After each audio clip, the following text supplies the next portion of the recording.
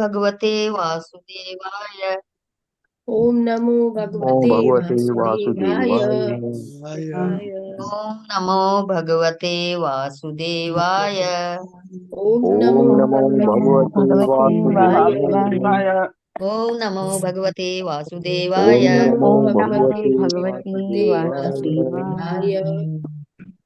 नारायणं नमस्कृत्यं नारायणं नारायणं नमस्कृत्यं नमस्कृत्यं नमस्कृत्यं नरं चैव नरोत्तमं नरं नरं चैव चैव नरोत्तमं नरोत्तमम्। देवीं सरस्वतीं व्यासं देवी देवीं देवीं सरस्वतीं सरस्वतीं सरस्वतीव्यासम्। व्यासं ततो जयमुदीरयेत्। ततो ततो ततो जयमुदीरयेत्। जयमुदीरये। नष्टप्रायेषु भद्रेषु नष्टप्रायेषु नष्टप्रायेषु नष्टप्रायेषु भद्रेषु नित्यं भागवत सेवया नित्यं नित्यं भागवत भागवतसेवया। सेवया। भगवद्युक्तं श्लोके भगवते संश्लोके भगवतीश्लोके भवति नैष्टिकी भक्तिर्भवति भगवती नैष्ठिकी। कृष्णाय वासुदेवाय कृष्णाय कृष्णाय कृष्णाय वासुदेवाय। वासुदेवाय देवकी नन्दनाय च देवकी देवकी नन्दनाय देवकीनन्दनाय च नन्दनाय नन्दगोपकुमाराय नन्दगोपकुमाराय। नन्दगोपकुमाराय गोविन्दाय नमो नमः। गोविन्दाय नमो नमः। मूकं करोति वाचालं मूकं करोति करोति वाचालं। वाचालं पङ्गुं लङ्घयते गिरिं पङ्गुं लङ्घयते गिरिम्। कृपातमहं वन्दे यत्कृपातमहं तमहं वन्दे वन्दे परमानन्दमाधवम्। परमानन्दमाधवम्। मङ्गलाचरण। ॐ यत्पातमहं अज्ञान वन्दे। ॐ अज्ञानतिम्रान्धस्य ज्ञानाञ्जनशलाकया ज्ञानतिमिरन्दस्य ज्ञानाञ्जनशलाकया चक्षुरुन्मिलितं येन तस्मै श्रीगुरवे नमः। श्रीचैतन्येन विश्वं येन कविता तन्मय माता जी प्लीज अनम्यूट कीजिए।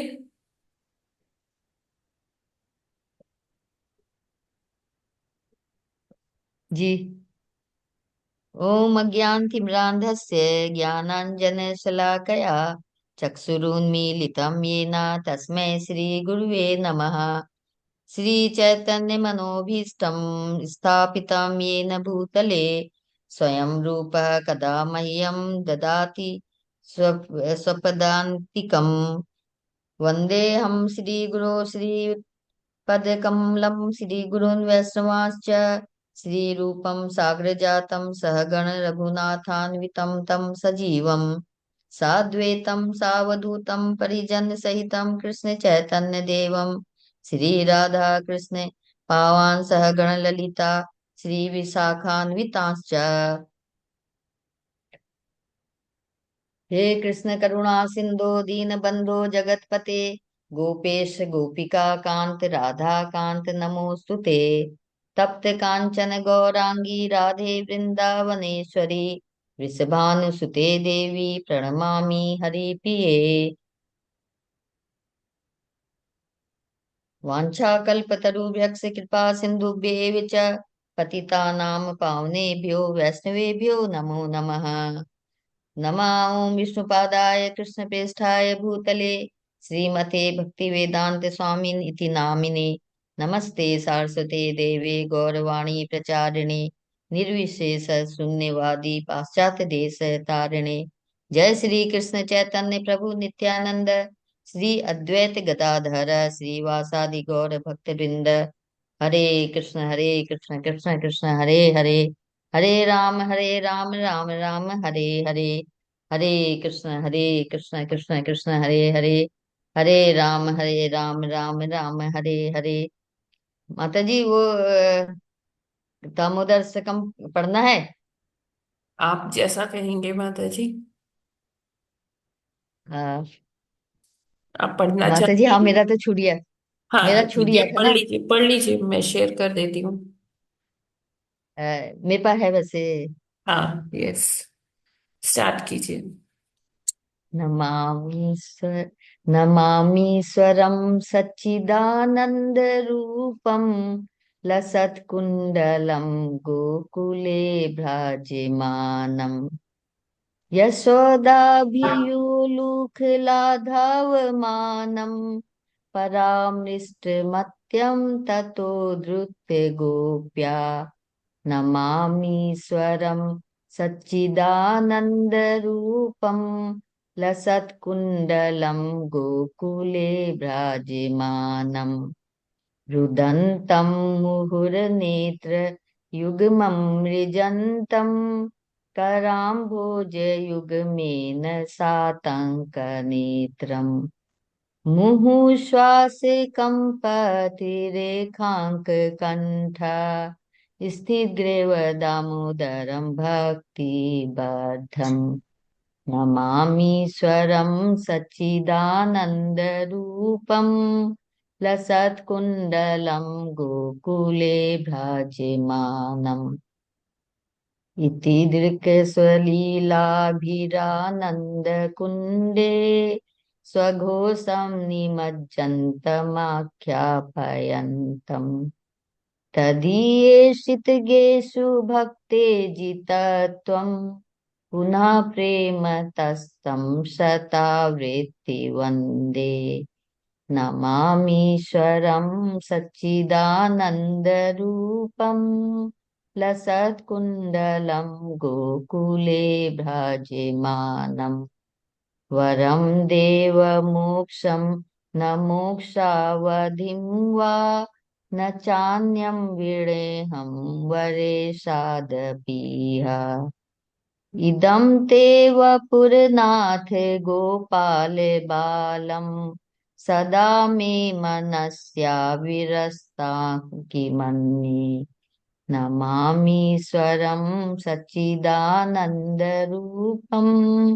लसत्कुण्डलं गोकुले भ्राजमानम् इदं ते मुखाम्भोजमत्यन्तनीले वृतं कुन्तले स्निग्धरक्तेश्च गोप्या मुहुश्चुम्बितं बिम्बरक्ताधरं मे मनस्या विरास्तामलं लक्ष्यलाभे नमामीश्वरं सच्चिदानन्दरूपं लसत्कुण्डलं गोकुले भ्राजमानम् नमो देवदामोदरानन्तविष्णो प्रसीद प्रभो दुःखजालाभिमग्नम्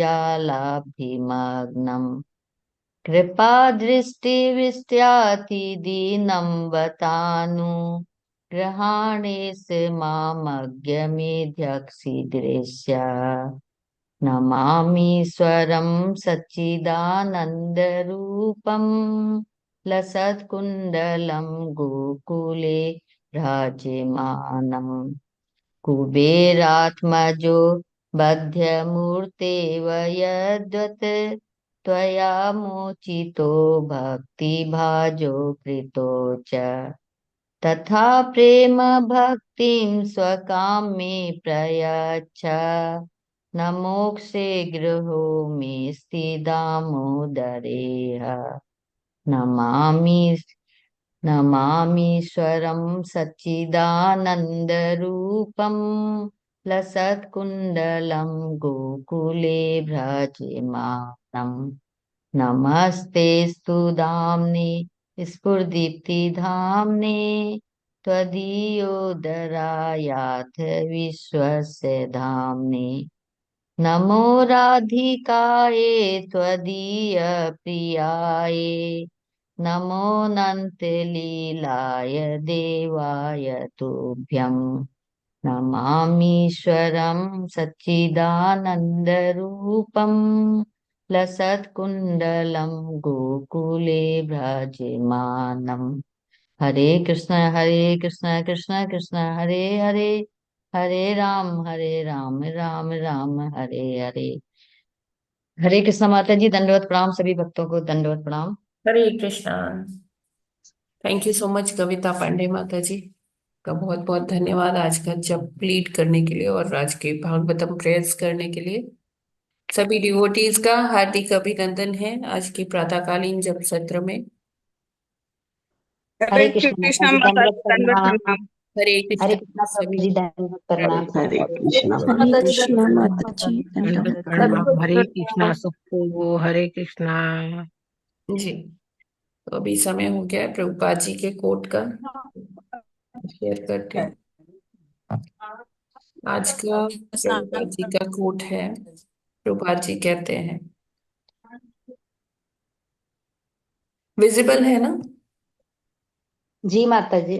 ओके। तो आज है 21 नवंबर। प्रभुपाद जी कहते हैं, प्रबंधन प्रबंधन से महत्वपूर्ण प्रचार है, क्योंकि तुम अच्छी तरह प्रचार कर रहे हो और इतना प्रसाद वितरित कर रहे हो। प्रबंधन परछाई के समान पीछे पीछे आएगा और श्री कृष्ण तुम्हारे लिए असीमित सहायता भेजेंगे।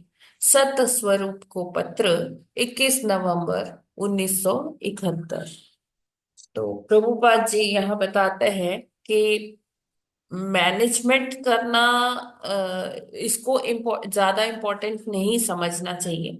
मैनेजमेंट अपने आप से हो जाएगा अगर हम अच्छा प्रचार कर रहे हैं, कृष्ण नाम का प्रचार कर रहे हैं और प्रसाद वितरित कर रहे हैं। तो हम लोगों की चेतना पर काम कर रहे हैं, प्रसाद के माध्यम से उनकी चेतना जागृत हो रही है और प्रचार के माध्यम से जब हम उनको कृष्ण का नाम दे रहे हैं तो वो ये दोनों ही प्रक्रियाओं से उनका शुद्धिकरण हो रहा है।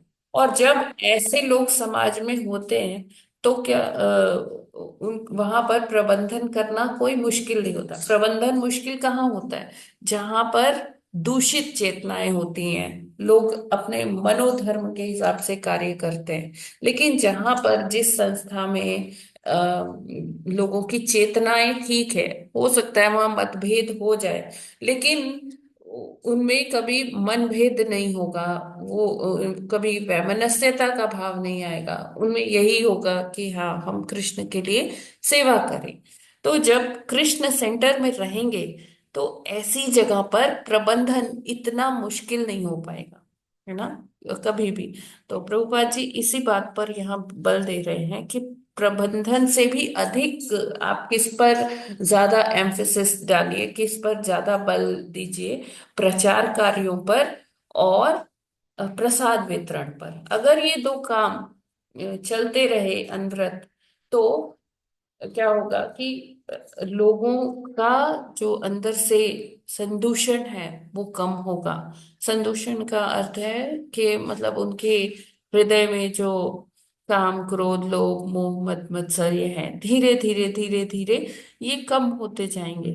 और जब ये जो ये इस प्रकार के जो ये 6 दोष हैं, जब ये दूर हो जाएंगे तो दूर हो जाएंगे या कम होने लगेंगे, तब भी क्या होगा कि ऐसे लोगों को मैनेज करना और संस्था का कार्य करना, उसका प्रबंधन करना काफी सरल हो जाएगा। क्योंकि देखिए, जब ये काम, क्रोध, लोभ, मोह, मद मत्सर्य होते हैं ना, तो सबसे बड़ी चीज है अहंकार। जब तक लोगों में अहंकार रहेगा तो वहां का मैनेजमेंट बहुत मुश्किल हो जाएगा। हर कोई अपना राग अलापता रहेगा ना। संस्था के लिए क्या होता है, उसका मिशन पहले होता है ना।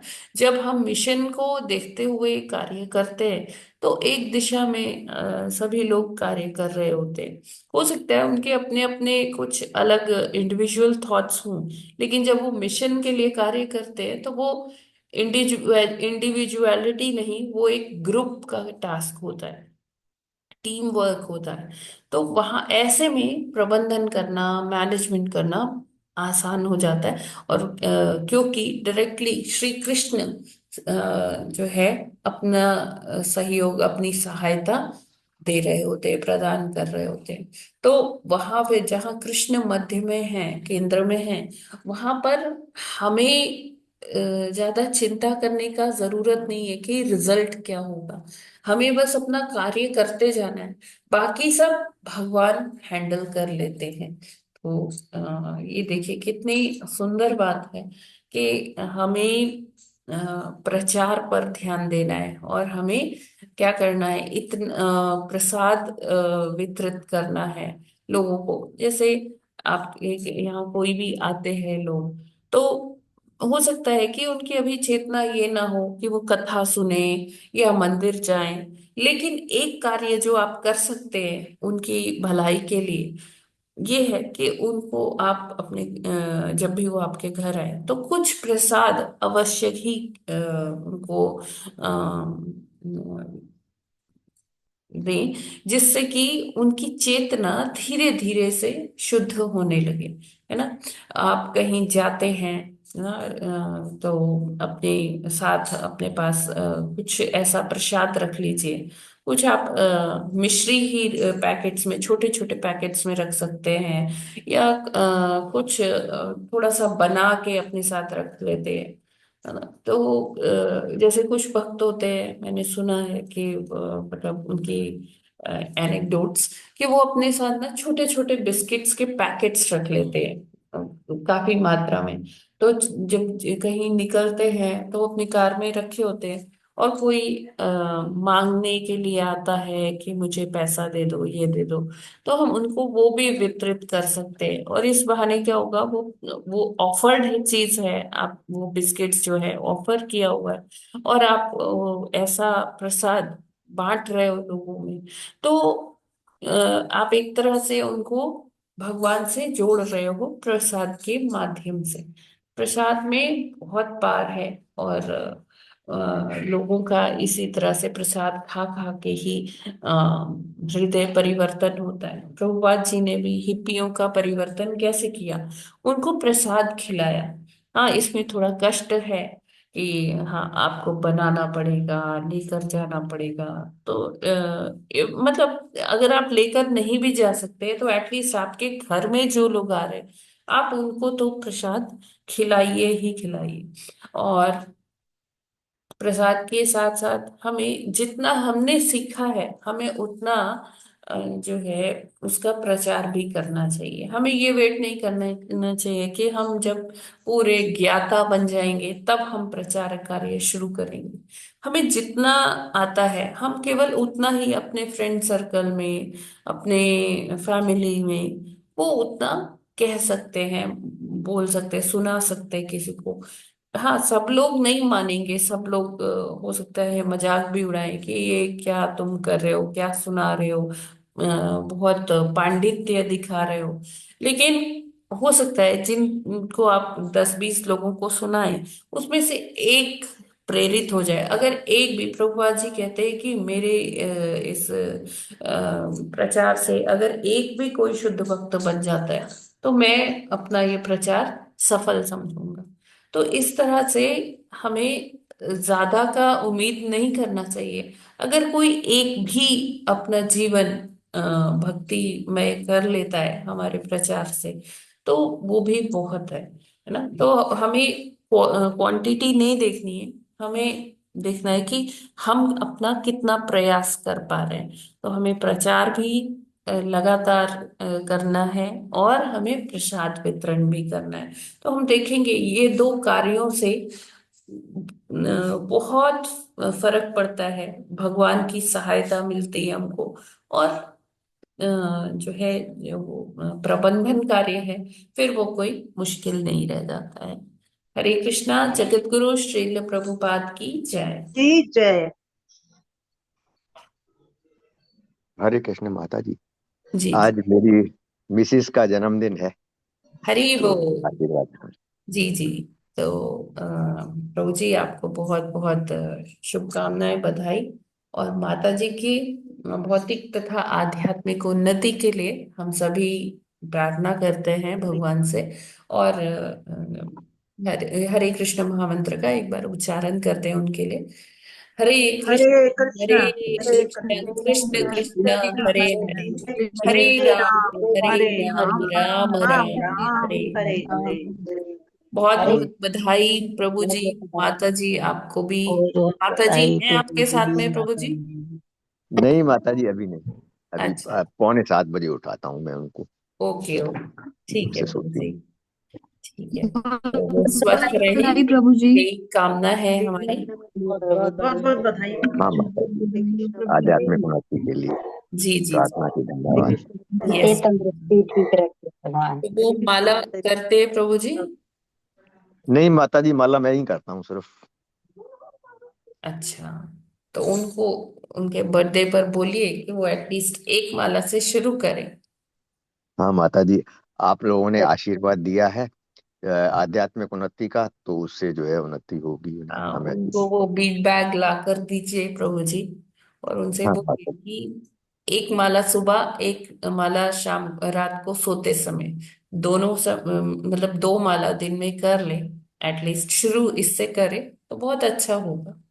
हाँ माता जी, जी। प्रभु सदैव जी आज करेंगे। गिफ्ट दिए उन्हें गीता का।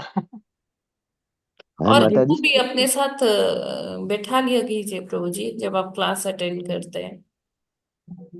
हाँ माता जी, ऐसा आप आध्यात्मिक उन्नति की आपकी जो है क्योंकि शुभकामनाएं देखिए प्रभु लगेंगी तो जी, जरूर बैठेंगे। कथा से बहुत फर्क पड़ता है ना? हाँ तो माता जी। जिसका नहीं भी रुचि है, उसकी धीरे धीरे रुचि बढ़ जाती है प्रभु जी, जब ये भागवतम ऐसा कथा ग्रंथ है ना, जी। तो ये अपने आप से लोगों को अपने तरफ आकर्षित कर लेता है। हाँ माता जी। जी, ठीक है, हरे तो कृष्ण हम माता लोग जी। आगे बढ़ते हैं भागवत। हरे कृष्णा माता जी। यस माता जी। हमारी अर्चना दीदी इंदौर में है, मेरे से बड़ी दीदी, उनके और जीजा जी की भी विवाह वर्षगांठ है आज। हरी बोल। तो हम माता जी की, दीदी और जिया जी के भौतिक और आध्यात्मिक उन्नति आशीर्वाद के वो भी मिले, वो भी कृष्णा एक भावनामृत बार हरे आज। कृष्ण महामंत्र का उच्चारण करते हैं।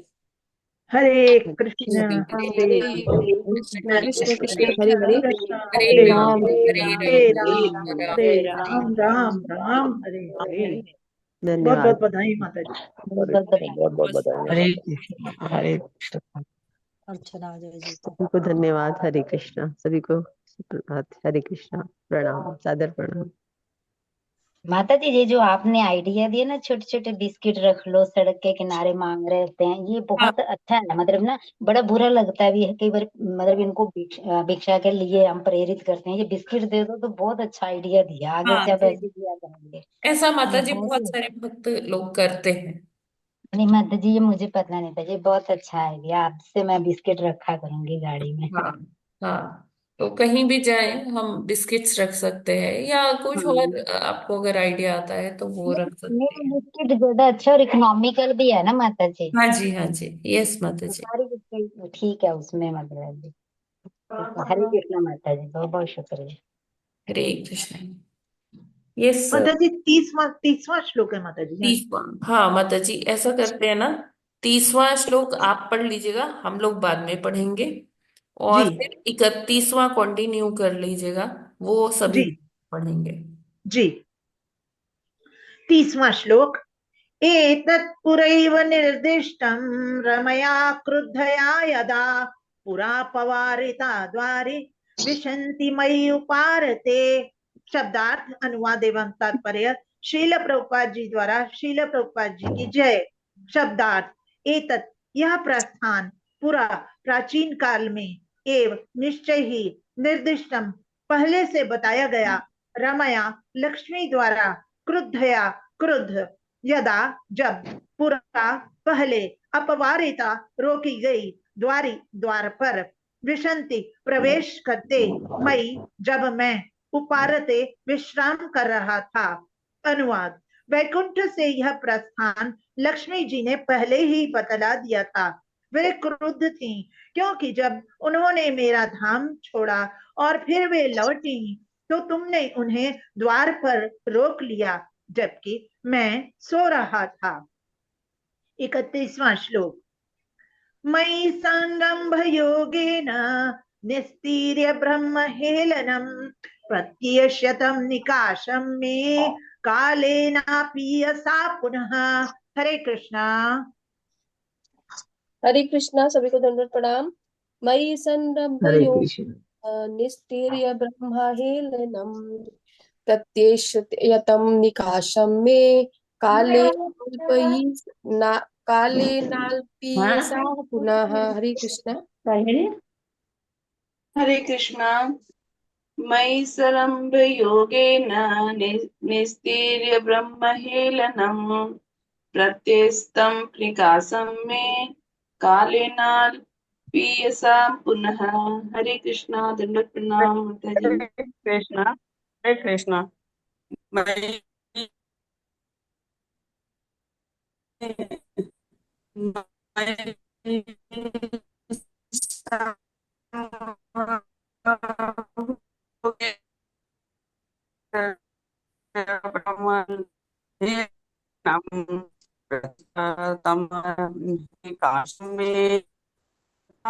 कृष्णा।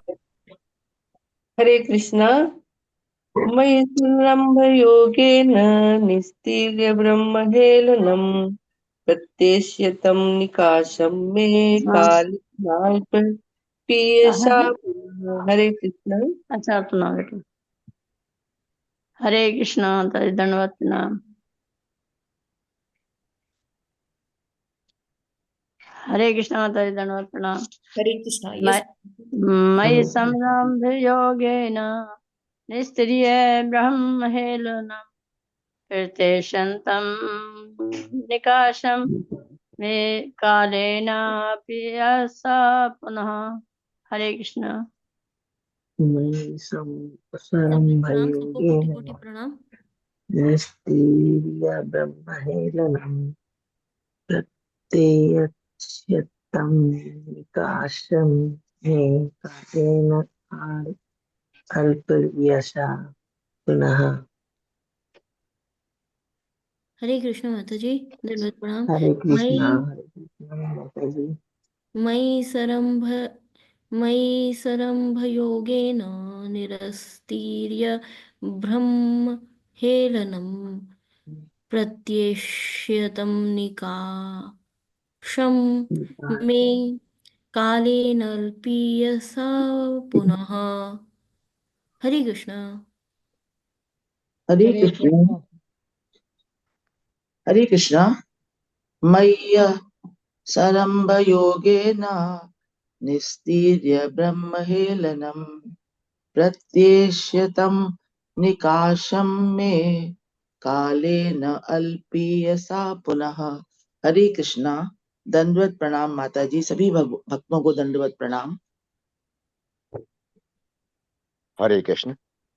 मयि संरभ्य योगेन निस्तीर्य ब्रह्महेलनम् प्रत्येष्यतं निकाशं मे कालेनाल्प पीयसा पुनः। हरे कृष्ण। हरे कृष्ण। मयि संरम्भ योगेन निस्तीर्य ब्रह्महेलनम् प्रत्येशतं निकाशं मे कालेनाल्पीयसा पुनः। हरे कृष्ण माता जी, दंडवत प्रणाम। सभी भक्तों को प्रणाम। हरे हरे कृष्ण। मयि मयि संरम्भयोगेन निष्ठा निस्तीर्य ब्रह्महेलनम् निराकारं मे कालेनाल्प्यसा पुनः। हरे कृष्ण माता जी।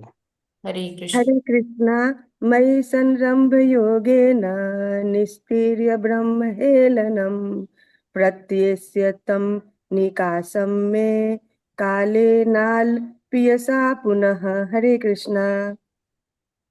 हरे कृष्णा। मयि सरम्भयोगेन निस्तीर्य ब्रह्महेलनं प्रत्येष्यतं निकाशं मे कालेनाल्पीयसा पुनः। हरे कृष्ण माता जी। मयि संरम्भयोगेन निस्तीर्य ब्रह्महेलनम् प्रत्येष्यतं निकाशं मे कालेन अल्पीयसा पुनः। हरे कृष्णा। हरे शब्दार्थ कृष्ण। अनुवाद एवं तात्पर्य श्रील प्रभुपाद जी द्वारा। श्रील प्रभुपाद जी की जय। शब्दार्थ। मई मुझ में, संरंभ योगेन क्रोध में योग के अभ्यास द्वारा, निस्तीर्य से मुक्त किया गया, ब्रह्म हेलनम ब्राह्मणों की अवज्ञा का फल, प्रत्यक्षतम वापस आएंगे, निकाशम निकट में, मेरे, कालेन कालक्रम में, अल्पीयसा अत्यंत अल्प, पुनः फिर। अनुवाद। भगवान ने जय तथा विजय नामक दोनों वैकुंठ वासियों को आश्वस्त किया। क्रोध में योगाभ्यास द्वारा तुम ब्राह्मणों की अवज्ञा करने के पाप से मुक्त हो जाओगे और अत्यल्प अवधि में मेरे पास वापस आ जाओगे। तात्पर्य। भगवान ने जय तथा विजय नामक दोनों द्वारपालों को यह सलाह दी कि क्रोध में भक्ति योग के अभ्यास के बल पर वे ब्राह्मण शाप से मुक्त हो जाएंगे। श्रील मध्व मुनि ने इस संदर्भ में टिप्पणी की है कि भक्ति योग का अभ्यास करने से मनुष्य सारे पापों से मुक्त हो सकता है, यहाँ तक कि ब्रह्म शाप अर्थात ब्राह्मण द्वारा दिया गया शाप, जिसका किसी अन्य साधन से निवारण नहीं किया जा सकता, भक्ति योग द्वारा निवारित हो सकता है। मनुष्य भक्ति योग का अभ्यास कई रसों में कर सकता है। रस 12 हैं, 5 प्राथमिक तथा 7 गौण। 5 प्रमुख रसों से प्रत्यक्ष भक्ति योग की रचना होती है, किंतु 7 गौण रस अप्रत्यक्ष होकर भी भक्ति योग के ही अंतर्गत गिने जाते हैं, यदि इनका प्रयोग भगवान की सेवा में किया जाए। दूसरे शब्दों में भक्ति योग में सभी सम्मिलित हैं।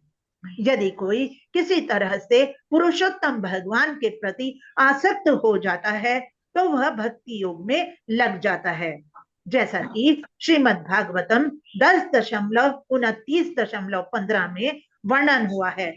कामम क्रोधम भयम। गोपियां काम संबंध में भक्ति योग द्वारा कृष्ण के प्रति आकृष्ट थीं।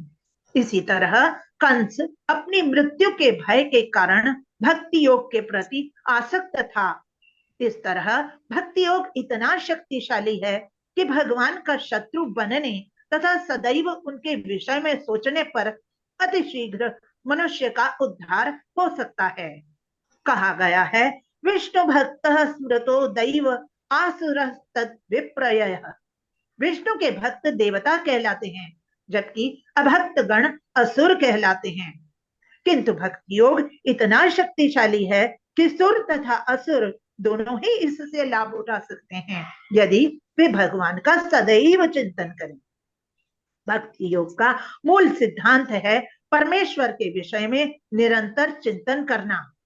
भगवद गीता 18.65 में भगवान कहते हैं, मन मना भव मद भक्त, सदैव मेरा चिंतन करो। चाहे कोई जिस तरह से चिंतन करे, इससे कोई अंतर नहीं पड़ता। भगवान का चिंतन करना ही भक्ति योग का मूल सिद्धांत है। भौतिक लोकों में पाप कर्मों की विभिन्न कोटियां हैं, जिनमें से ब्राह्मण या वैष्णव का अनादर करना सबसे अधिक पापपूर्ण है। यहाँ पर स्पष्ट कहा गया है कि मनुष्य इस गंभीर पाप से भी मात्र विष्णु का चिंतन करके, वह भी अनुकूल रीति से नहीं अपितु क्रोध में करके छुटकारा पा सकता है। इस तरह जो अभक्त गण सदैव विष्णु का चिंतन करते हैं, वे भी सारे पाप कर्मों से मुक्त हो जाते हैं। कृष्ण भावनामृत सर्वोच्च प्रकार की सोच है। इस युग में भगवान विष्णु का चिंतन हरे कृष्ण कृष्ण कृष्ण हरे हरे, हरे राम राम राम हरे हरे कीर्तन द्वारा किया जाता है। भागवत के कथनों से ऐसा लगता है कि यदि कोई कृष्ण का चिंतन शत्रु के रूप में भी करता है तो यह विशेष योग्यता विष्णु या कृष्ण का चिंतन उसके सारे पापों को धो डालता है। हरे कृष्णा, हरि बोल। जय जय। थैंक यू माता जी। हरे कृष्ण माता जी। तो यहाँ 30वें श्लोक में हमने पढ़ा कि एक बार जैसे ये द्वारपालों ने मुनि कुमारों को, चतुष कुमारों को रोका था द्वार पर भगवान के दर्शन करने से, वैसे ही कालखंड में एक समय इन दोनों द्वारपालों ने लक्ष्मी माता जी को भी रोक लिया था, है ना। तो लक्ष्मी माता जी कौन है? उनकी इटर्नल कंसॉर्ट है, मतलब कि उनकी पत्नी है भगवान की ना। उनको भी रोक लिया था। वो भगवान का धाम छोड़कर चली गई थी, और फिर जब वो रिटर्न हुई, वापस आई ना, तो जब वो अंदर जाने का प्रयास कर रही थी, तब ये द्वारपालों ने साक्षात लक्ष्मी को भी अंदर जाने से रोक दिया था। तो लक्ष्मी देवी ने भगवान को ये पहले ही बता दिया था कि एक समय आएगा, अवश्य ही आएगा, जब ये दोनों द्वारपालों को यहाँ से निष्कासन मिलेगा। तो भगवान कहते हैं कि ये मुझे पहले ही पता था, लक्ष्मी देवी ने ये पहले ही मुझे अवगत करा दिया था, है ना। तो हम देख सकते हैं कि हाँ, थोड़ा मतलब चतुष कुमार को इन्होंने रोका, वो ब्राह्मण के भाव में ब्राह्मण थे, और साक्षात लक्ष्मी जी को इन्होंने रोका। तो भगवान पहले से ही जानते थे कि इनका ये अहंकार का मर्दन उनको करना पड़ेगा, अहंकार रूपी शत्रु को, क्योंकि ये बहुत प्रिय है भगवान के जय विजय, है ना। और एक बार भगवत धाम आ गए तो वहां से किसी का जाना होता नहीं है। तो लेकिन भगवान क्या करते हैं कि अगर कुछ किसी में अभिमान का थोड़ा सा भी लेश मात्र भी हो गया, तो भगवान अपने भक्तों की सहायता करते हैं, वो अहंकार रूपी शत्रु का मर्दन भी करते हैं। तो इसी एक के लिए उन्होंने ये सारी व्यवस्था की, चतुष कुमारों के द्वारा श्राप दिलवाया, और इससे क्या है कि वो अपने भी जो भी रस का आनंद लेना चाहते थे, वो उसका भी तुष्टि हो जाएगा। और जो द्वारपाल है जय विजय, जो एकमात्र अपना स्वामी भगवान को ही मानते हैं, तो वो भी चाहते थे कि भगवान पूर्ण तो है ही, लेकिन उस पूर्णता का प्रदर्शन भी करें, जिससे कोई उन पर ये ना कह सके उनको कि ये अपूर्ण है, इन्होंने युद्ध तो कभी किया ही नहीं है, वीर रस का तो आस्वादन किया ही नहीं है। तो वो लोग भी चाहते थे कि उनके द्वारा भगवान को वीर रस का आस्वादन कराया जाए। तो ये सारा मिलकर एक ऐसा प्रयोजन भगवान ने तैयार किया कि जय विजय को शापित करवाया मुनि कुमारों से, और फिर उनको 3 जन्मों के लिए निष्कासन झेलना पड़ा वैकुंठ से, और वो धराधाम पर अपने भगवान की लीला में सहायता किए भगवान जी का। तो 31वें श्लोक में यहाँ क्या कहते हैं कि जो ये दोनों द्वारपाल थे जय विजय, अगर इनका उदाहरण लेकर यहाँ बताते हैं भगवान, कहते हैं मतलब उनको पूरा तरह से, मतलब क्योंकि वो शोकाग्रस्त हो गए थे ना कि हमें निष्कासन झेलना पड़ेगा, भगवान से विरह वो महसूस कर पा रहे थे, अभी गए नहीं है लेकिन विरह तो वो महसूस कर पा रहे थे। तो भगवान कहते हैं कि अगर कोई हास्य परिहास में या क्रोध में भी भगवान के नाम का उच्चारण करता है, तो भगवान का नाम, या वो कहते हैं मेरा नाम इतना मतलब शक्तिशाली है, इतना पोटेंसी है भगवान जी के नाम में, कि कोई ब्रह्म श्राप भी वो धीरे धीरे नाम उच्चारण से कट जाता है। तो ये हमारे लिए बहुत ही रे ऑफ होप है, आशा की किरण है, ये भगवान का ये वाक्य, कि हम अगर भगवान का नाम लेते रहेंगे सतत रूप से, तो हमारे जो जन्म जन्मांतर के पाप हैं, अपराध हैं, उन सब से हमें धीरे धीरे छुटकारा मिल जाएगा, और हम भी भगवत धाम जा सकते हैं।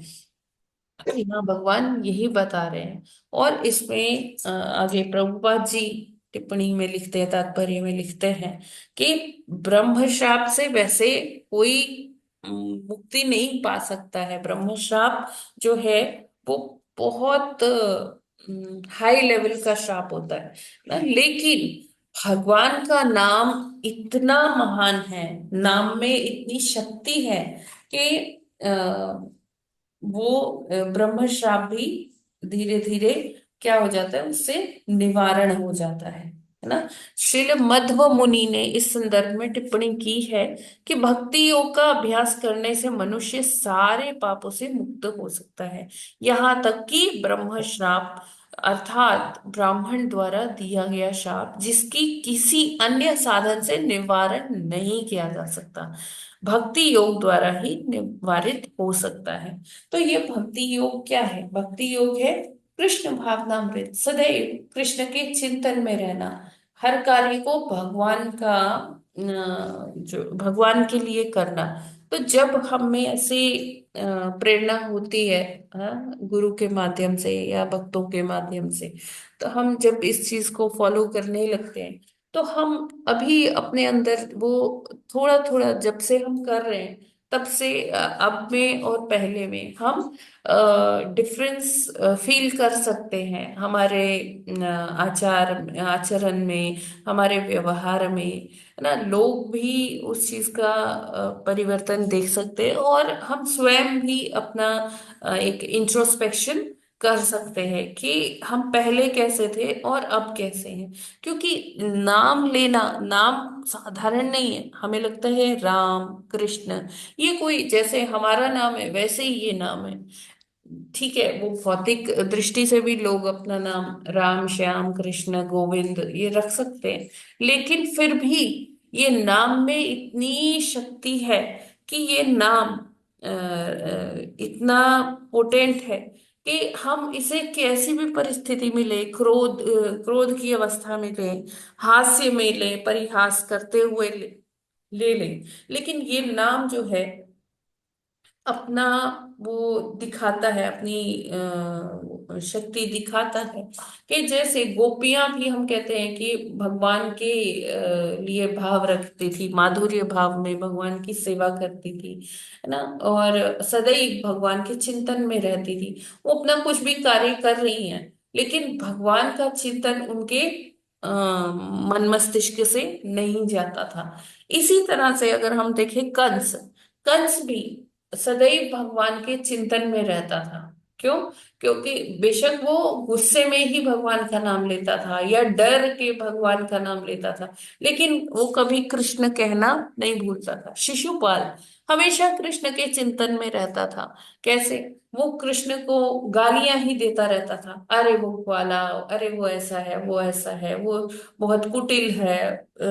हमेशा वो कृष्ण के चिंतन में ही रहा करता था। रावण का अगर हम देखें तो रावण भी सदैव उसको वो राम के विरोध में ही बात करता था, सोचता था, है ना। तो ये जितने भी इन्होंने जन्म लिए जय विजय ने, ये भी भगवान के चिंतन में ही रहे, चाहे वो हिरण्याक्ष हो, हिरण्यकश्यपु हो, तो वो लेकिन भगवान का चिंतन करते रहे। तो आचार्य बताते हैं कि हिरण्यकश्यपु इतना दुर्दांत दैत्य था, इतना लोगों को अत्याचार करता था लोगों पर, केवल इस हमारे पृथ्वी पर ही नहीं, वो संपूर्ण ब्रह्मांड पर उसका आधिपत्य हो गया था धीरे धीरे, है ना। तो वो उस 14 भुवनों में उसका राज्य था और वहां वो सभी को परेशान किया करता था। केवल इस हमारे पृथ्वी लोक की बात नहीं, पूरे ब्रह्मांड पर उसका आधिपत्य हो गया था। तो वो क्या मतलब ऐसे दुर्दांत दैत्य के घर में प्रहलाद महाराज कैसे उत्पन्न हुए? तो कहा जाता है कि वो तपस्या कर रहा था ब्रह्मा जी की अमरत्व पाने के लिए। तो लेकिन देवता लोग कुपित हो गए, देवता लोग डर गए कि ये तो हमारा स्वर्ग छीन लेगा, इंद्र का सिंहासन डोलने लग गया। तो उन्होंने क्या किया कि उसकी तपस्या ना बीच में ही भंग करवा दी। तो जब तपस्या भंग हो गई तो वो कहने लग गया कि ये ना विष्णु मुझसे डर गया, विष्णु ने ही ऐसा किया, है ना। और वो घर आया, अपने महल में आता है, अपनी पत्नी का यादू का संग करता है ना। और संग करते हुए क्या कहता है, कहता रहता है ये विष्णु ने ही मेरी तपस्या भंग करवाई है। बहुत ही वो उसके मन में ना बहुत क्लेश चल रहा होता है, बहुत विचलित होता है, लेकिन वो विष्णु विष्णु विष्णु ही करता है और अपनी पत्नी का संग करता है। तो ऐसे में जो उसका जो बीज रूप वीर्य कयाधु माता के गर्भ में गया, तो वो कैसा, वो किस चेतना में गया? विष्णु की चेतना में गया। बेशक वो विष्णु का नाम क्रोध में ही ले रहा था, है ना। लेकिन बोला तो उसने विष्णु विष्णु कहते वो रुक ही नहीं रहा था कि विष्णु ने ऐसा गलत किया मेरे साथ, मेरी तपस्या भंग करवा दी, मैं फिर और तपस्या करूंगा, विष्णु कुछ नहीं कर पाएंगे। तो इस तरह से वो विष्णु ही विष्णु नाम का रट लगाया हुआ था। तो इसके कारण जो बीज जो कयाधु माता के गर्भ में इम्प्रेग्नेट हुआ, वो कैसा था, वो विष्णु से विष्णु नाम सुनकर ऐसे हुआ। तो आगे फिर उनको एक महान वैष्णव नारद जी की कृपा मिली। तो इस तरह से एक बहुत ही भक्त शिरोमणि हिरण्यकशिपु के घर में जन्म लिए, है ना। तो हम इससे देख सकते हैं, इससे पुष्टि होती है कि किसी भी भाव में भगवान का नाम लिया जाए तो वो अपना रंग जरूर ही दिखाता है। तो यहाँ पर प्रभुपाद जी उल्लेख करते हैं कि भक्ति में बहुत सारे रस हैं, 12 प्रकार के रस बताए गए हैं, है ना, जिसमें से 5 जो हैं प्राथमिक हैं और 7 गौण हैं। तो जो प्राथमिक रस हैं वो तो हमें पता है कौन कौन से हैं। शांत रस है ना, वात्सल्य रस, लास्य रस है, माधुर्य रस, हास्य रस है, वात्सल्य है और माधुर्य। दास्य रस, साख्य रस, माधुर्य रस सबसे क्या है, श्रेष्ठतम रस श्रेष्ठ। माना गया है ना। और जो ये अ, वात्सल्य रस है, जब हम माधुर्य और वात्सल्य की बात करते हैं तो ये हमको गोलोक में दिखता है, क्योंकि गोलोक में गोपियां भी हैं और यशोदा मैया भी है, नंद बाबा भी है। तो वहां पर ये भाव की प्रबलता है माधुर्य रस की। कोई देखिए, अगर हम नंदगांव या गोकुल या ब्रज मंडल की बात करते हैं तो वहां पर कोई कृष्ण को अपना बेटा मानता है, कोई भतीजा मानता है, कोई भांजा मानता है, कोई उसे कृष्ण को अपना प्रेमी मानता है, कोई अपना पति के रूप में मानता है, कोई उनको अपने सखा के रूप में मानते हैं, है ना। तो इस तरह का भाव है वहां। भगवान को कोई भगवान नहीं मानता है, बाकी सारे संबंध में उनको जोड़ रखा है। तो भगवान को भी यही बहुत प्रिय है ना। तो फिर जब हम देखते हैं कि जैसे अर्जुन के साथ भगवान का संबंध है, वो क्या है, साख्य भाव का है, सखा भाव में, है ना। अर्जुन उनके साथ खाते हैं, पीते हैं, सोते हैं, घूमने जाते हैं, सारा जैसे एक मित्र का मित्र के साथ संबंध होता है। फिर दास्य भाव जैसे हमारी संस्था है तो हम क्या कहते हैं कि जीवेर स्वरूप है कृष्णेर नित्य दास। तो कृष्ण के हम नित्य दास हैं। नित्य मतलब कुछ भी हो जाए, कहीं भी रहे, हम कृष्ण के ही दास रहेंगे। दास्य भाव में अगर जो भक्ति करते हैं उसमें कौन है, हनुमान जी एकदम श्रेष्ठ भक्त हैं, जो भगवान की दास्य भाव में सेवा करते हैं, हाँ उनसे। और फिर आता है शांत भाव। शांत भाव में वो सारे पैराफर्नेलिया है, वो सारी चीजें हैं जो भगवान की सेवा एकदम शांत भाव में करती है। उनसे कुछ बोलते नहीं है लेकिन सेवा करते, जैसे वृंदावन की लताएं पताएं, है ना। लताएं भगवान को शेड छाया प्रोवाइड करती है ना, कि भगवान थक जाएंगे तो हम यहाँ पर अपनी लताएं ऐसे बिखेर देंगे और उनको, वो थोड़ी देर हमारे लताओं के नीचे बैठकर वो अपना पसीना सुखा लेंगे, थक गए हैं तो वो बैठ जाएंगे। कोई चट्टान है ना, तो वहां पर भगवान बैठ सकते हैं। शिला है कोई, तो ये सारे जो पत्थर है, जो ये सारी लताएं पताएं हैं, ये सब कैसे है, फूल है, ये सब शांत रस में भगवान की सेवा करते हैं। ऐसा उल्लेख आता है कि जब भगवान अपने सखाओं के साथ खेलते थे, लुका छिपी खेलते थे, तो सभी सखा लोग जब उनकी टर्न आती थी तो वो जो है भगवान को फटाफट खोज लेते थे। कैसे खोज लेते थे कि जहां भी भगवान छुपते थे ना, वो सारी टहनियां भगवान के ऊपर ही एकदम आ जाती थी। फूल जो है झरने लगते थे भगवान के लिए। तो उनके जो मित्र थे वो समझ जाते थे कि कृष्ण यहीं पर छुपा हुआ है। तो बड़ी जल्दी वो खोज लेते थे लुका छिपी खेल में कि कृष्ण कहाँ है, क्योंकि उधर टहनियां झुक जाती थी, फूल झड़ने लगते थे, वृक्ष अपने फल देने लगते थे कि हाँ कृष्ण हमारा फल खाएं। तो इस तरह से ये साख्य भाव में, सॉरी शांत भाव में ये सारे पेड़ पौधे, अ, पत्थर, ये सब अपनी सेवाएं देते थे कृष्ण को। फिर आते हैं 7 अन्य प्रकार के रस जो गौण रस से हैं। वो डायरेक्टली नहीं, वो इनडायरेक्टली जैसे उसमें भगवान की सेवा की जा सकती है। जैसे भीष्म देव का भाव था, क्या भाव था? वो उनकी सेवा कैसे करना चाहते थे? उनको वीर रस का आस्वादन दिलाकर। उनका था कि मुझे जब ये भीष्म देव ने प्रतिज्ञा की थी कि वो मैं ना पांडवों को मार दूंगा, कल का दिन पांडव सब 5 पांडव मर जाएंगे मेरे बाणों से, है ना।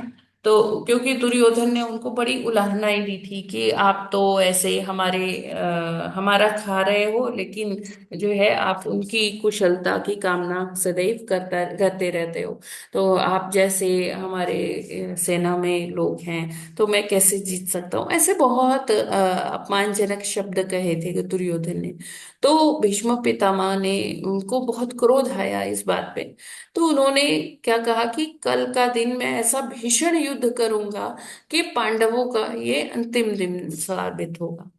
तो फिर जब भगवान को पता चला तो भगवान ने कहा कि मेरे होते हुए ऐसा हो नहीं सकता कि पांडवों का अंतिम दिन आए।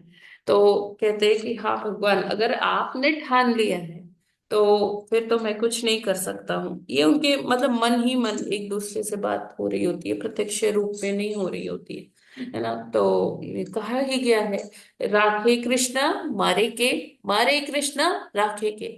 अगर कृष्ण ने किसी को मारने का ही ठान लिया है तो उसे कोई बचा नहीं सकता। और अगर कृष्ण ने किसी को की रक्षा करने का ठान लिया है तो उसे कोई मार नहीं सकता। तो भीष्म पितामह कहते हैं कि ठीक है, मेरी वो प्रतिज्ञा तो गई, जैसा भी हो मुझे नहीं पता कि पांडवों का क्या होगा। आप तो उनका संरक्षण कर रहे हैं तो प्रश्न ही नहीं उठता कि मैं उनको मार पाऊं।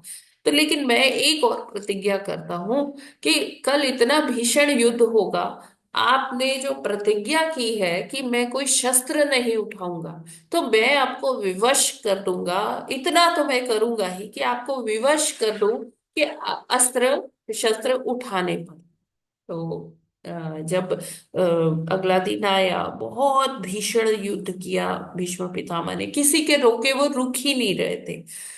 तो फिर उल्लेख आता है कि जब अर्जुन के से सामना हुआ भीष्म पितामह का, तो अर्जुन अपना बाण अपने तुनीर से निकाल ही नहीं पा रहा था। भीष्म पितामह के जो तीर हैं वो आते ही चले जाते, आते ही चले जा रहे थे। अर्जुन एकदम असहाय हो गया था। तो जब भगवान ने अपने भक्त को ऐसी असहाय अवस्था में देखा तो बोले कि अरे ठीक है, जो प्रतिज्ञा की थी देखा जाएगा उसका, अभी तो मैं अपने मित्र की रक्षा करता हूँ। तो उन्होंने एक पास में रथ पड़ा था, उसका पहिया उठाया और लेकर ऐसे भागे भीष्म पितामह की तरफ जैसे कोई सिंह गर्जना करते हुए उनकी तरफ आ रहा हो। उनके माथे पे पसीने थे, पसीने की बूंदें थी, साथ में कपड़े पे उनके मुखमंडल पे धूल धूसरित पूरा उनका वो था। लेकिन वो उसमें भी इतने सुंदर लगते हैं। भीष्म पितामह वर्णन करते हैं, प्रथम स्कंद में ये सारा वर्णन है, अष्टम अध्याय में, सॉरी नवम अध्याय में, है ना। तो वहां पर जो भीष्म पितामह जिस रस में भगवान की सेवा कर रहे हैं, भगवान का बहुत बड़े, भगवान के बहुत महान भक्त हैं, 12 महाजनों में से एक हैं। और भगवान की किस रस में वो सेवा कर रहे हैं? वीर रस में। ऐसे ही भगवान की सेवा जो और रस जो होते हैं वो कौन से होते हैं? रौद्र रस होता है, अद्भुत आश्चर्य वाला रस होता है, हास्य रस होता है, करुण रस होता है, विभत्स रस होता है। इस तरह से बहुत सारे रस, ऐसे 7 और रस हैं जो गौण हैं इतने प्रमुख नहीं है, लेकिन फिर भी उनमें भी सेवा की जाती है। ये क्लियर है क्या रसों का? जी माता जी, बहुत अच्छा। जी माता जी, बहुत सुंदर। जी। तो ये कहा मतलब ये सब बताने का क्या मतलब है, यहाँ प्रभुपाद जी ने क्यों उल्लेख किया है कि हम किसी भी तरह से भगवान की सेवा करें, भगवान उस सेवा को स्वीकार करते हैं, है ना। शिशुपाल भी इतनी गालियां दे रहा था, भगवान ने वो सहा। क्यों सहा? क्योंकि वो भगवान के बहुत प्रिय है ना। और भगवान जानते हैं कि ये मेरा ही चिंतन कर रहा है, गालियां तो दे रहा है लेकिन चिंतन इसके मन में मेरा ही है। तो भगवान बहुत करुणामयी है और भगवान का नाम भी बहुत पोटेंट है, बहुत पावरफुल है। तो नाम किसी भी, क्योंकि भगवान परम है, एब्सोल्यूट है, तो कैसे भी बोला जाए वो नाम अपना प्रभाव जरूर दिखाता है ना। तो भक्ति योग की यही वो है, अनुकंपा है कि भक्त को धीरे धीरे क्या बना देती है, अपराध मुक्त बना देती है भक्त को। भक्त में जो दिव्य गुण आ जाते हैं और वो उन गुणों के अंतर्गत वो उसका जो चित्त है वो भी क्लियर हो जाता है, वो भी साफ हो जाता है ना। तो यहाँ पर प्रभुपाद जी कहते हैं कि विष्णु के भक्त देवता कहलाते हैं जबकि अभक्त असुर कहलाते हैं। तो विष्णु के भक्त देवता क्यों कहलाते हैं? क्योंकि वो सतोगुण में रहते हैं, भगवान का चिंतन करते हैं, तो वो सुर कहलाए। और जो भगवान का शत्रुतावश भगवान का चिंतन करते हैं तो वो असुर कहलाते हैं। मतलब वो जैसे रावण हो गया, हिरण्यकश्यपु हो गया। तो ये भक्ति योग इतना शक्तिशाली है कि सुर भगवान का नाम ले या असुर ले, दोनों ही इससे लाभ उठा सकते हैं यदि वे भगवान का सदैव चिंतन करते हैं तो। ठीक है, हमें जो भगवान ने मूल मंत्र दिया है भगवत गीता में, क्या दिया है? मन मना मद भक्तो मद्याजी माम नमस्कुरु, है ना। तो हमें क्या करना है? भगवान को प्रणाम करना है, भगवान का चिंतन करना है, उन्हीं का स्मरण करना है ना। अपने जो भी कार्य कर रहे हैं उनका चिंतन करते रहेंगे तो हम भक्ति योग में स्थित हो पाएंगे ना। और इसी चिंतन से क्या होगा, धीरे धीरे हमारा चित्त शुद्ध होगा। तो सबसे बड़ा जो अपराध माना गया है वो क्या माना गया है कि ब्राह्मणों का निरादर करना, ब्राह्मणों के लिए कुछ मतलब गलत भाव रखना। तो इसीलिए जो ब्राह्मण के मुख से जो अगर श्राप निकला है तो वो भी जरूर सिद्ध होता है और उसका कोई निवारण नहीं है। जब तक कि कोई ये भक्ति योग में स्थित होकर भगवान की सेवा ना करे, उन ब्राह्मणों उसका फिर से कुछ मतलब आदर करे, उनका सत्कार करे, उनसे क्षमा मांगे, तो इस तरह से क्या होता है कि वो अपने पापों से मुक्त हो सकता है। और कृष्ण भावनामृत और भक्ति योग ही एकमात्र साधन है जिससे हमारे बड़े से बड़े पाप भी धुल जाते हैं। ठीक है, ये क्लियर है? इसमें कोई प्रश्न है क्या? हरे कृष्णा। हरे कृष्णा। जी माता जी। जी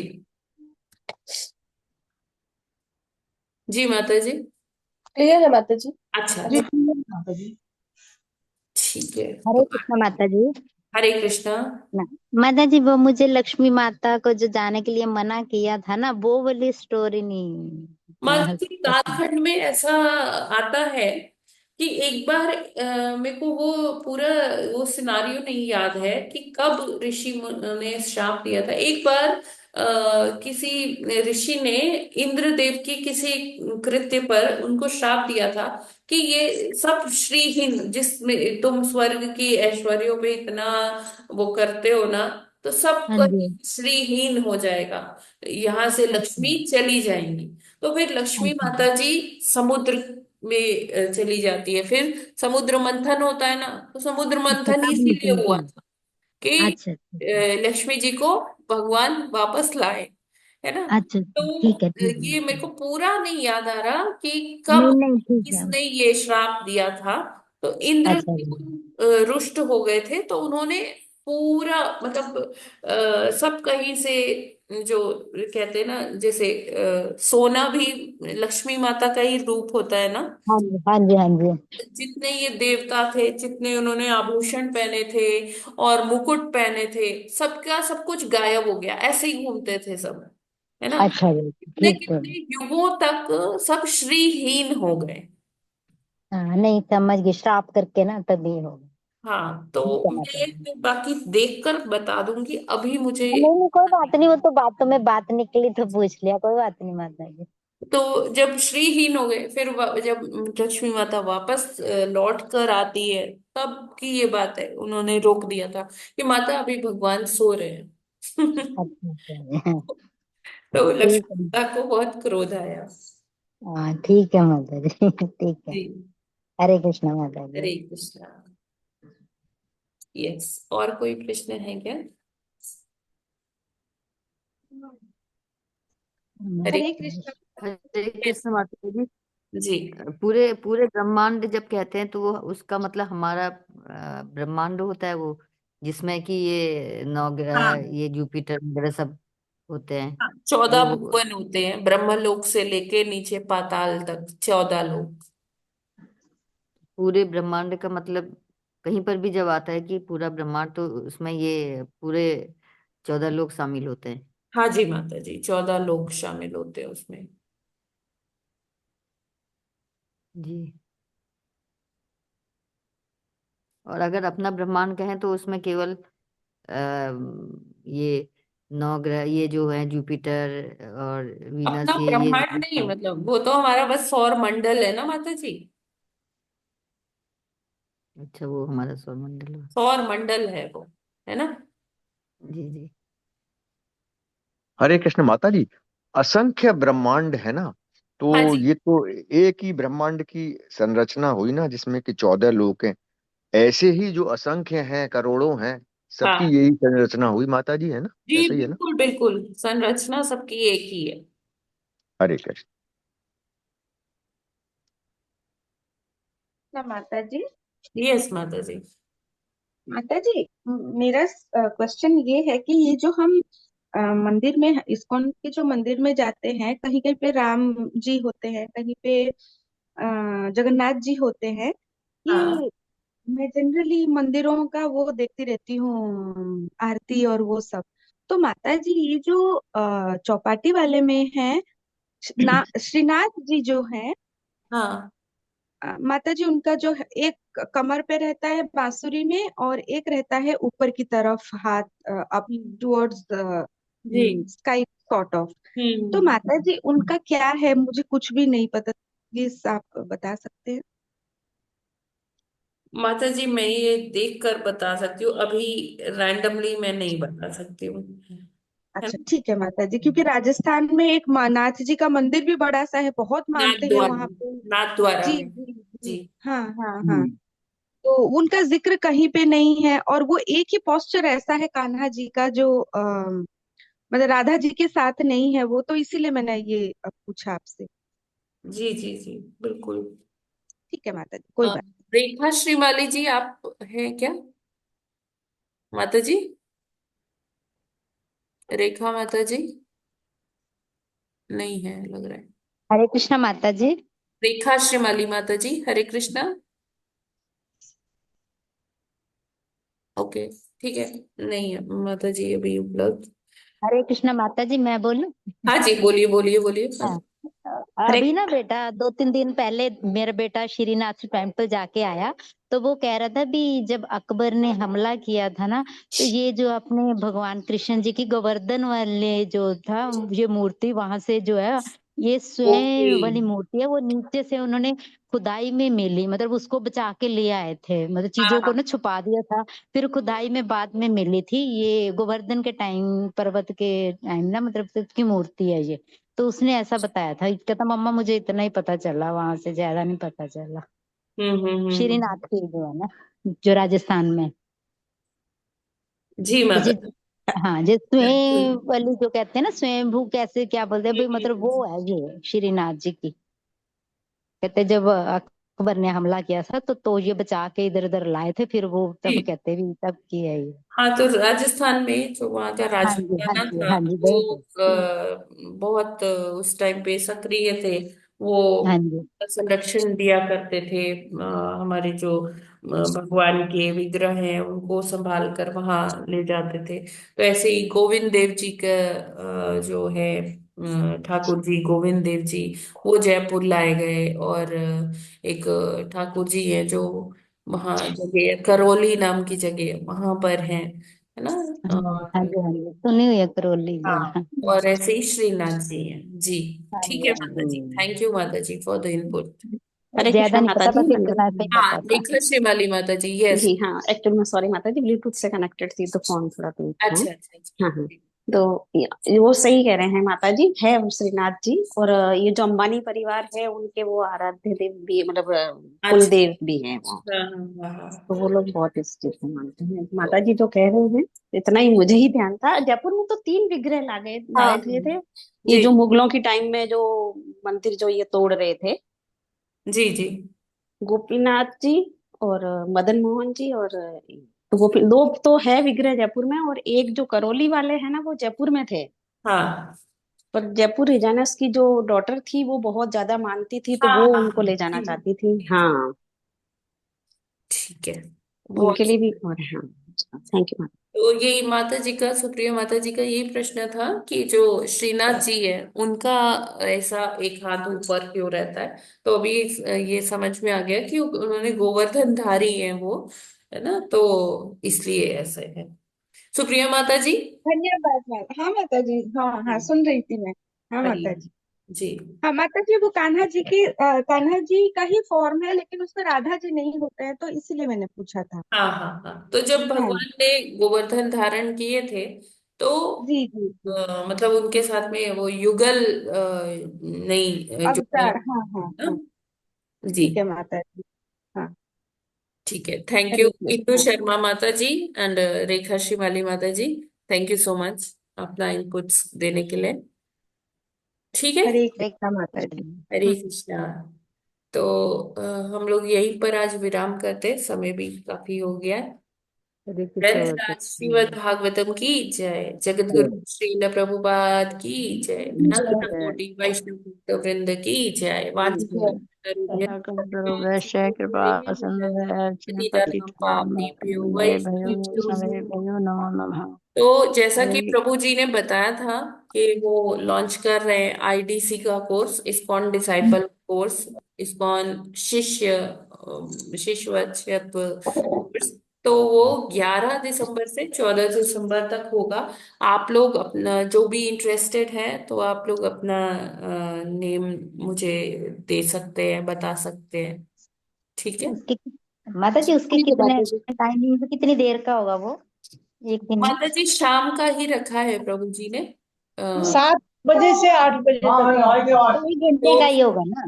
हाँ, 2 घंटे का होगा माता जी, 4 दिन का अच्छा होगा, 2 घंटे का। अच्छा जी, ठीक है। कितने दिन का होगा माता जी? 4 दिन, ग्यारह 4 दिन दिसंबर बस? से 14 दिसंबर। अच्छा सशुल्क अच्छा, रहेगा या ठीक है। निःशुल्क रहेगा माता जी? क्या माता जी?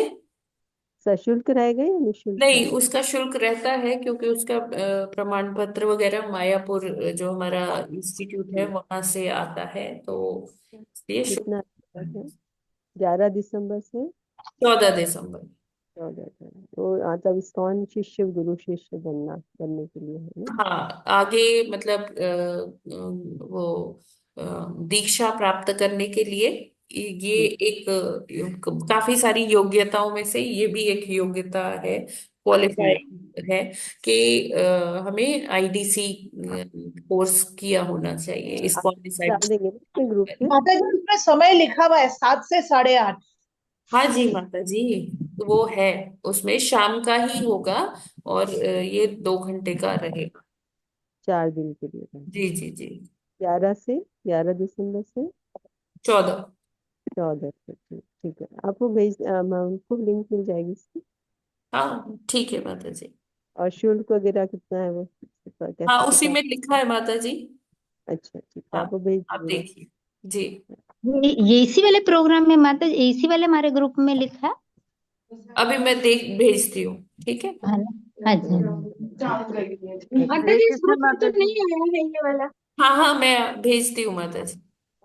हरे कृष्ण माता जी, हमने तो एक दिया था लेकिन उसका सर्टिफिकेट नहीं मिला, इसका मतलब हाँ तो इनवैलिड हो गया। हाँ पूछ लीजिएगा आप, हाँ ठीक है मैम। माता जी मैं 3-4 दिन के लिए गांव में शादी में जा रही हूँ, वहां सुबह जाप का वो नहीं होगा माहौल, तो 24 को वापस आऊंगी, 25 से फिर करूंगी कोई बात जाप नहीं है ना। माता जी, लेकिन आप अपनी माला नहीं छोड़िए। माला साथ लेके जाऊंगी, पर वो गांव वाले लोग होते हैं ना, ले जी ये क्या कर रही है, बड़ा रिमोट में है ना, तो हाँ समझ सकते हैं। ले जाऊंगी अपने, इधर उधर गाड़ी में बैठे तो कर लिया एक हाँ, माला ही सही। आप अपने वो माला अपने राउंड्स पूरे करिएगा। नहीं, वो अपना पूरा पाउच लेके जाऊंगी। ज्वाइन ना भी करें कोई बात नहीं है, लेकिन आप हाँ अपने राउंड्स पूरे करिएगा। हाँ, इधर उधर हाँ होगा तो कर लूंगी। हरे कृष्ण माता जी। हरे कृष्णा माता जी। हरे कृष्ण माता जी, सादर प्रणाम, फिर हम धन्यवाद। लोग आज यहीं पर विराम कर। हरे कृष्ण माता जी, धन्यवाद प्रणाम। धन्यवाद सभी प्रणाम माता सभी जी, को। सभी हरे हरे कृष्ण माता जी, कृष्ण। दंडवत प्रणाम, धन्यवाद सभी को प्रणाम। कोटि हरे कोटि कृष्ण प्रणाम। धन्यवाद प्रणाम। थैंक यू माता